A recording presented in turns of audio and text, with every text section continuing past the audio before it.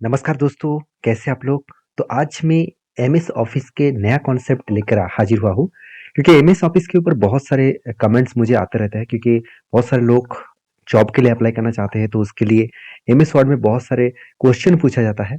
तो उसी के ऊपर मैं आज आपके सामने जो डिस्कशन यहाँ पे करने वाला हूँ, ऑटोमेटिक डेटा ट्रांसफर। तो बहुत सारे दोस्तों ने मुझे कमेंट्स किया, बहुत सारे दोस्तों ने मुझे चैलेंज भी लिया कि सर आप तो एक्सेल में ऑटोमेटिक डेटा ट्रांसफर तो सिखा चुके हैं, तो क्या एमएस वर्ड में मतलब माइक्रोसॉफ्ट ऑफिस वर्ड में क्या इस तरीके से कुछ करके दिखा सकते हैं कि मैं एक एमएस वर्ड में टाइप करूं और ऑटोमेटिकली सेकेंड जो मेरा वर्ड रहेगा वहाँ पे ट्रांसफर हो जाएगा। तो चलो आज उसी के ऊपर चर्चा करूंगा। वीडियो बहुत इंपॉर्टेंट और इंफॉर्मेशन बहुत इंपॉर्टेंट होने वाला है क्योंकि आपको काम में बहुत हेल्प होगा। साथ ही साथ इस तरीके से आपको मतलब कंटेंट आपको यूट्यूब में बहुत कम ही मिलेगा, तो इस वीडियो को पूरा ध्यान से देखिएगा, बहुत कुछ सीखने को मौका मिलेगा। तो चलो देख लेते हैं कौन सा तरीके से इस एक एमएस वर्ड के डेटा सेकेंड वर्ड में ट्रांसफर हो जाएगा। देखिए सबसे पहले मैं एक डेटाबेस तैयार कर लेता हूँ जहाँ पे मैं जब एंट्री करूंगा तो नेक्स्ट वर्ड एमएस वर्ड में वो ट्रांसफर हो जाएगा। जैसे आप देखेंगे तो मान के चलिए मैं यहाँ पे डेटा एंट्री लिख लेता हूँ, डेटा एंट्री। तो डेटा एंट्री में सॉरी NTRY वापस जाता हूँ। तो यहाँ पे डेटा एंट्री लिख लिया, सेंटर कर दिया, उसके बाद थोड़ा सा फॉन्ट साइज को बड़ा कर देता हूँ, सॉरी बड़ा कर देता हूँ। उसके बाद बोल्ड अंडरलाइन कुछ भी करिए आप, आपके हिसाब से एडजस्टमेंट करिए। उसके बाद देखिए मैंने यहाँ पे क्या कर दिया, यहाँ पे मैंने फॉन्ट साइज को 12 और 14 रख दिया।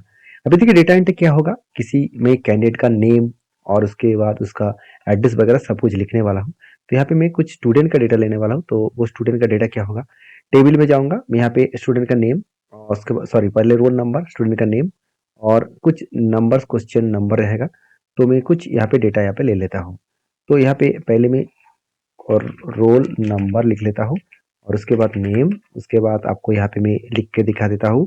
मान के चलिए यहाँ पे कम, कम कोर्स कोर्स लिख लेता हूँ। उसके बाद ड्यूरेशन, उसके बाद फीस।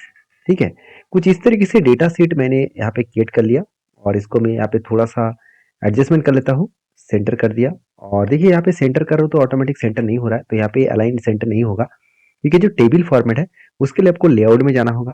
उसके बाद यहाँ पे जो आपको डैशबोर्ड दिखेगा इसके ऊपर आपको सेंटर करना है तो ऑटोमेटिक सेंटर हो जाएगा। और उसके बाद आप यहाँ पे टैब करिए और आप इंसर्ट बिलो करके बहुत सारे सेल को ऐड कर सकते हैं एक साथ। तो कुछ इस तरीके से डेटाबेस मैंने क्रिएट कर लिया। आप आपके हिसाब से डेटाबेस तैयार करिए, जो जो फील्ड आपको चाहिए वो फील्ड पहले तैयार करिए। उसके बाद होम पे जाइए, इस हेडिंग वाला सेक्शन को थोड़ा सा मैं कलर देकर मैं चेंज कर देता हूँ, थोड़ा सा अच्छा लगेगा देखने में। तो यहाँ पे टेक्स्ट कलर चेंज किया, उसके बाद यहाँ पे देखिए शेडिंग कलर, तो इसको चेंज करना है तो आप शेडिंग कलर कुछ भी दे सकते हैं, कुछ भी करिए, ये आपके मर्जी, आपके हिसाब से तैयार करिए। तो मैं पहले इस तरीके से डेटा को तैयार कर लेता हूँ, उसके बाद थोड़ा सा बोल्ड कर देता हूँ तो अच्छा लगेगा। तो ये तैयार हो चुके हैं मेरा फर्स्ट डेटाबेस का एंट्री पॉइंट। अभी जो डेटा मैं यहाँ पे एंट्री करूंगा वो नेक्स्ट एमएस वर्ड के नेक्स्ट जो मतलब कोई फाइल होगा उस फाइल में ऑटोमेटिक ट्रांसफर हो जाएगा। तो अब कैसे करेंगे, सबसे पहले इस डेटा को पहले देखिए सिलेक्ट करके मैं कॉपी कर लेता हूँ। इस पूरा मतलब इस डेटा को मैं कॉपी कर लेता हूँ। उसके बाद आप सारे डेटा को कॉपी कर सकते हैं, मैं पूरा कंट्रोल ए करके कॉपी कर लेता हूँ। उसके बाद आपको करना क्या है, यहाँ पे कंट्रोल एन करके एक नया सीट लेना है। तो जब भी कुछ इस तरीके से नया सीट आप ओपन करेंगे तो आपके सामने कुछ इस तरीके से इंटरफेस आ जाएगा। तो आपको करना क्या है, सबसे पहले आपको देखिए एक पेस्ट स्पेशल ऑप्शन दिखेगा, वो कहाँ पे मिलेगा, पेस्ट के ऊपर जाइए, यहाँ पे देखिए पेस्ट स्पेशल ऑप्शन दिखेगा। तो मैं फिर से यहाँ पे मार्किंग करके दे रहा हूँ, तो पेस्ट के बाद पेस्ट स्पेशल ऑप्शन दिखेगा, उसके ऊपर जाना है। तो पेस्ट स्पेशल में जब भी जाएंगे तो कुछ इस तरीके से इंटरफेस आ जाएगा। तो आपको क्या करना है, आपको यहाँ पे पेस्ट लिंक ऑप्शन दिखेगा, तो इसके ऊपर क्लिक करना और उसके बाद आपको ओके करना है। जब भी ओके करेंगे तो कुछ इस तरीके से इंटरफेस यहाँ पे भी आ जाएगा। तो यहाँ पे होगा क्या, यहाँ पे कुछ आपको इस तरीके से हाईलाइट इसलिए दिखा रहा है क्योंकि यहाँ पे सारे के सारे लिंक्स है। तो यहाँ पे मैं आपको थोड़ा सा समझाने के लिए सारी चीज़ों में यहाँ पे क्लियर कर चुका हूँ। अभी देखिए मैं फर्स्ट सीट में जा रहा हूँ, मतलब जहाँ पे मेरा फर्स्ट एंट्री होगा वहाँ पे जा रहा हूँ। तो मैं कोई भी स्टूडेंट का नाम नंबर लिख रहा हूँ, मान के चलिए रोल नंबर 1 है और इसका नेम है मान के चलिए सुशांत, सुशांत।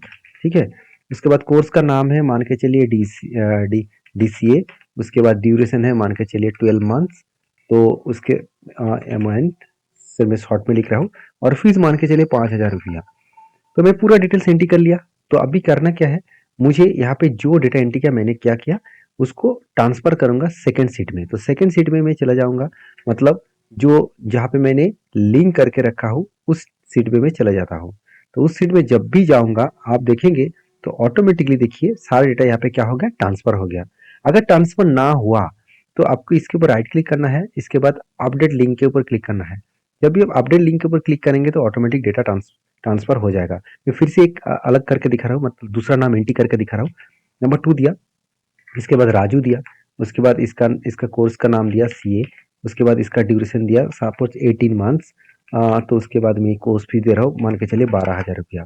तो देकर जब भी मैं नेक्स्ट सेल में जाऊंगा और उसके बाद प्रीवियस डेटा को मैं, मतलब नेक्स्ट जो जहाँ पे मैंने लिंक किया उस फील्ड को ओपन करके दिखा रहा हूँ।